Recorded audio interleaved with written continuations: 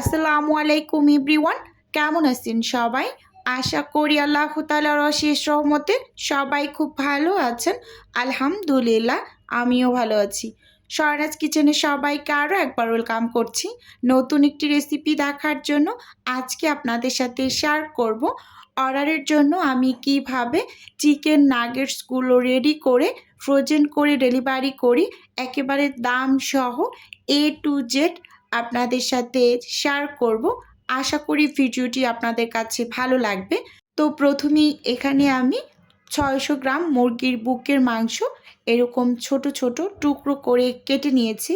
আর এরকম ছোট করে টুকরো করার কারণ হচ্ছে খুব দ্রুত যাতে ব্লেন্ড করে নিতে পারি সেই সুবিধার্থে ছোট করে টুকরো করে কেটে নিয়েছি। আর পানিটা কিন্তু ভালোভাবে ঝরিয়ে নিয়েছি।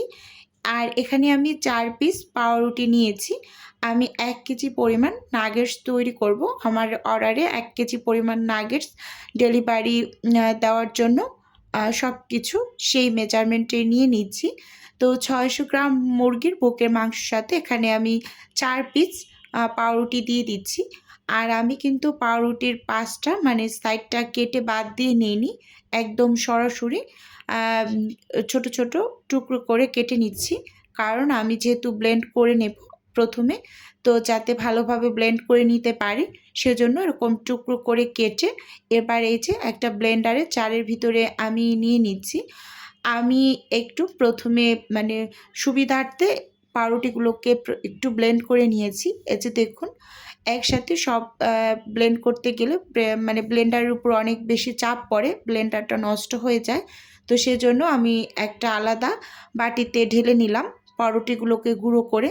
এই যে দেখুন, এবার হচ্ছে ওই জারেই আমি যে মাংসর টুকরোগুলো প্রথমে পানি ঝরিয়ে নিয়েছিলাম তো সেগুলো কিন্তু হচ্ছে যে দিয়ে দিলাম।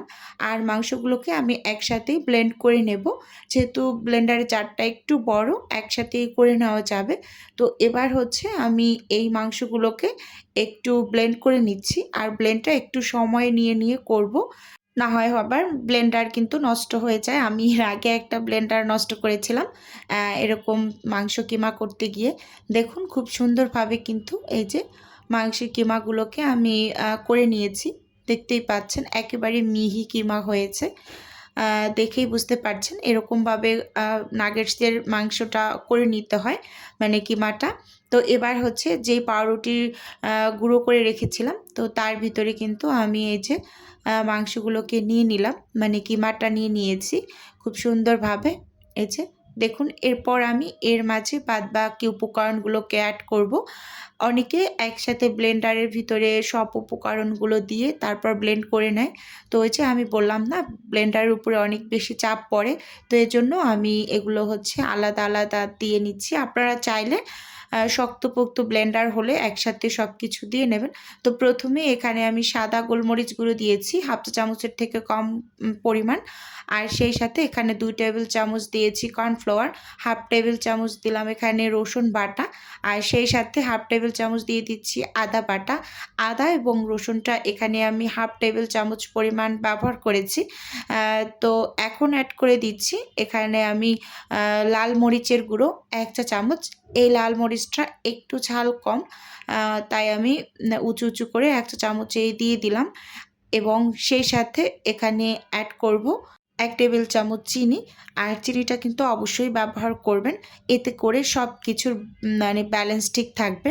তো এখন এখানে আমি একটা লেবুর মানে একটা স্লাইস এরকম রস চিপে দিয়ে দিচ্ছি। মানে একদম পুরোপুরি 1 টেবিল চামচ হয়নি, হাফ চামচের মতো হয়েছে। তো ভালোভাবে চিপে আমি রসটুকু দিয়ে দিলাম। আর সেই সাথে এখানে আমি 2 চা চামচ হবে দিয়ে দিচ্ছি সয়া সস। আমি এখানে আহমেদের সয়া সসটা ব্যবহার করেছি। আর আমি সবসময় এই সয়া সসটাই ব্যবহার করি, এটা আমার কাছে ভীষণ ভালো লাগে। এখন আমি 1.5 টেবিল চামচ পরিমাণ মেয়োনিজ দিয়ে দিলাম। মেয়োনিজটাও দেওয়া ট্রাই করবেন, খুব খুব ইয়াম্মি হয় এই নাগেটসটা।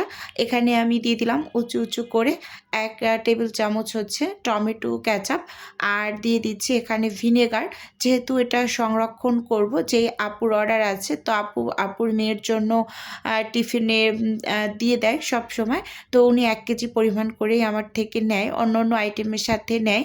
তো এজন্য ভিনেগারটা একটু দিয়ে দিলাম। ভিনেগারটা সংরক্ষণ করার ক্ষেত্রে অনেকটা সুবিধা হয়, রেখে খেতে পারবেন, কোনো রকম টেস্টের হেরফের হয় না। এখানে আমি 1/3 কাপের মতো বাটার দিয়ে দিলাম। এবার আমি সব কিছু খুব সুন্দরভাবে মেখে নেব। আর এখানে আমি 1/3 কাপ বাটার প্রথম অবস্থায় দিয়ে নিয়েছি। সব কিছু ভালোভাবে মিশিয়ে এখানে আমি আরও কিছুটা পরিমাণ বাটার অ্যাড করব, সেটা শেষের দিকে অ্যাড করব। বাটারটা একেবারে স্কিপ করবেন না, বাটারটা ব্যবহার করবেন। এতে করে এত পরিমাণ মজার হয় নাগেটসগুলো, কি আর বলবো আপনাদের, আসলে বলে বোঝাতে পারতেছি না, এটার টেস্টটা এতটা বেড়ে যায়। যেহেতু মুরগির বুকের মাংসের ভিতরে কোনো টাইপের ফ্যাট থাকে না, তো সেজন্য এখানে আমি বাটার ব্যবহার করেছি। আবার অনেকে তেল ব্যবহার করে, চাইলে তেলও ব্যবহার করতে পারেন। আর অনেকে যদি চান তাহলে বাটার তেল দুইটাই অল্প অল্প করে ব্যবহার করবেন। তো এই যে দেখুন, এখানে কথা বলতে বলতে সব কিছু কিন্তু খুব সুন্দরভাবে হাত দিয়ে এই যে মধ্যে আমি মিশিয়ে নিয়েছি। এখন এই পর্যায়ে কিছুটা পরিমাণ বাটার আবার দিয়ে ভালোভাবে আবার একটু মধ্যে নেব। ওই যে বললাম না, আমি আবার শেষের দিকেও একটু বাটার দিয়ে দিচ্ছি।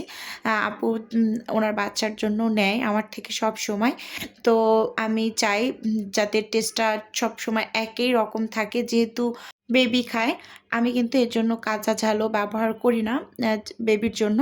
আমার বাচ্চাও কিন্তু এই নাগেটসটা খুবই পছন্দ করে। আমিও ওকে টিফিনে এই নাগেটসটাই দিয়ে থাকি। আমি এই যে ওর স্কুল খোলার আগেই কিছু বানিয়ে নিয়েছিলাম অফিস কিনে ওর টিফিনের জন্য। এই যে এখন হচ্ছে সব কিছু মেখে তারপর এখানে আমি একটা ট্রে নিয়েছি। ট্রের মাঝে একটু তেল দিয়ে দিলাম। প্রথমে তেলটা দিয়ে একেবারে ভালোভাবে হাত দিয়ে ট্রের চারপাশে একটু লাগিয়ে নিয়েছি। চাইলে কেউ ব্রাশ দিয়েও করে নিতে পারেন। তো আমার যেহেতু হাতে সময় কম, তাই আমি হচ্ছে হাত দিয়েই তাড়াহুড়া করে নিলাম। তো এবার দেখুন, একেবারে পুরোপুরি হাত দিয়ে আমি ট্রেটার মাঝে খুব সুন্দরভাবে ছড়িয়ে নিচ্ছি। স্কিনে ভালোভাবে লক্ষ্য করলে কিন্তু বুঝতে পারবেন। তারপর কিন্তু খুব সুন্দরভাবে আমি এটাকে এই যে আস্তে আস্তে করে সব জায়গায় যাতে সমান হয়, তো একটু চাকুর সাহায্যে এই যে সমান করে তারপর আমি এই নাগেটসের মিশ্রণটাকে ০.৫ ঘন্টার জন্য আমি হচ্ছে রেস্টে ডিপ ফ্রিজে রেখে দেব। আর আমি সবসময় এই কাজটাই করে থাকি। এটা আমার কাছে অনেকটা বেশি সুবিধা মনে হয়। যে এই যে দেখুন, খুব সুন্দরভাবে এবার এটাকে আমি ০.৫ ঘন্টার জন্য ডিপ ফ্রিজে রেখে দেব। আর এপাশে আমি একটা বাটি নিয়ে নিয়েছি। এখন এই বাটির মাঝে ২টা ডিম ভেঙে নিচ্ছি। নরমাল টেম্পারেচারে রাখা ২টা ডিম দিয়ে দিলাম। তো আমি যেহেতু ১ কেজির মতো নাগেটস কোটিং করব, তো ২টা ডিমেই হয়ে যাবে। আর এখানে সামান্য একটু লবণ দিয়ে দিয়েছি। এবার হচ্ছে খুব সুন্দরভাবে ডিম দুটোকে ফেটিয়ে নিচ্ছি। দেখতেই পাচ্ছেন আমি কিন্তু এখানে ব্রেড গামও নামিয়ে নিয়েছি। আর সেই সাথে হচ্ছে কিছুটা পরিমাণ ময়দাও নিয়ে নিয়েছি বাটিতে। তো প্রথমেই হচ্ছে ডিমটাকে ভালোভাবে ফেটিয়ে নিয়েছি। তো এটাকে সাইডে রেখে এবার আপনাদের দেখিয়ে দিচ্ছি যে ব্রেড গাম নিয়েছি। এটা বাজার থেকে কেনা ব্রেড গামটা ব্যবহার করছি। ইয়েলো কালারটা, অরেঞ্জ কালারটা আমার কাছে ছিল, শেষ হয়ে গিয়েছে। এখানে আমি কিছুটা পরিমাণ ময়দা নিয়েছি একটা বাটিতে। এবার হচ্ছে ০.৫ ঘন্টা পর আমি ডিপ ফ্রিজ থেকে এই যে এই মিশ্রণটা নামিয়ে নিলাম। এবার হচ্ছে কেটে নিচ্ছি মানে চাকুর সাহায্যে পিস পিস করে। তো এভাবে করে আপনারা মানে একটু ডিপ ফ্রিজে ০.৫ ঘন্টা বা ১৫ মিনিটের মতো একটু রেস্টে রেখে তারপর কেটে নেবেন। তাহলে নাগেটসের শেপগুলো দিতে খুবই সুবিধা হয় আর খুব সুন্দর হয়। মানে শেপগুলো দেখুন, প্রত্যেকটা শেপ কিন্তু খুব সোজা সোজা হচ্ছে, আর কেটে নিতে খুব বেশি একটা অসুবিধা হয় না। এভাবে করে সবসময় আমি অর্ডারের নাগেটসগুলো রেডি করে ডেলিভারি দেই। এই যে দেখুন, আমি কেটে নিয়েছি সবগুলো এরকম করে। তো এবার হচ্ছে এগুলো আমি কোটিং করে নেব। তো প্রথমে আমি হচ্ছে আ আ ময়দার ভিতরে গড়িয়ে তারপর হচ্ছে ডিমের মিশ্রণে চুবিয়ে ব্রেড গামে গড়িয়ে নেব। এই যে দেখুন, প্রথমে আমি ময়দার ভিতরে একটু কোট করে নিয়েছি। এবার হচ্ছে ডিমের মিশ্রণের ভিতরে চুবিয়ে তারপর ব্রেড গামের ভিতরে কোট করে নিলেই কিন্তু ব্যাস রেডি হয়ে যাবে একটা নাগেটস। তো এভাবে করেই সবগুলো আমি কোটিং করে নিয়েছি। তো ভিডিওর এই পর্যায়ে ছোট্ট করে নিজের বিজনেসের একটু প্রচার করছি। আপনারা তো অনেকে জানেন যে আমার ছোট্ট একটা ফ্রোজেন আইটেমের বিজনেস আছে। যদি কেউ কোনো টাইপের ফ্রোজেন খাবার অর্ডার করতে চান, তাহলে স্ক্রিনে দেওয়া হোয়াটসঅ্যাপ নাম্বারে নক দিলেই কিন্তু আমি A to Z বলে দেব। আর যদি কেউ অর্ডারটি সরাসরি কনফার্ম করতে চান, তাহলে স্ক্রিনে দেওয়া হোয়াটসঅ্যাপ নাম্বারে সরাসরি কল করে অর্ডারটি কনফার্ম করতে পারেন। শুধুমাত্র ঢাকা সিটির মাঝেই কিন্তু ক্যাশ অন ডেলিভারিতে প্রোডাক্ট দেওয়া হয়।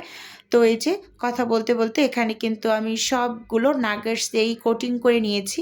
এবার এগুলোকে আমি জিপলক ব্যাগে ভরে তারপর কিন্তু মেপে নেব।